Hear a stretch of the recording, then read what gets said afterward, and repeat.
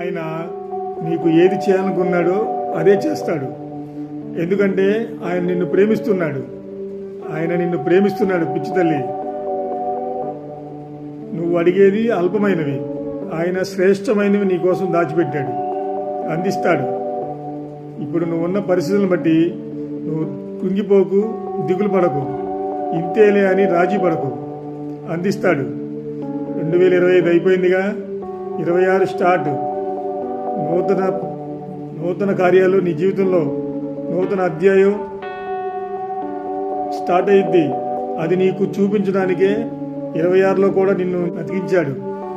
26 కూడా నీకు నాకు ఇచ్చాడంటే నీ ఇన్నేళ్ల కన్నీటి ప్రార్థనకి ఒక జవాబు ఈ సంవత్సరం నీకు ఇవ్వబోతున్నాడు. నీ నిరీక్షణకి, నీ ఎదురుచూపులకి జవాబు ఈ సంవత్సరంలో నీకు ఇవ్వబోతున్నాడు. శ్రేష్టమైనవి ఏవి దాచిపెట్టాడో అవి నీకు ఈ సంవత్సరంలో ఇవ్వబోతున్నాడు. ఆమేన్.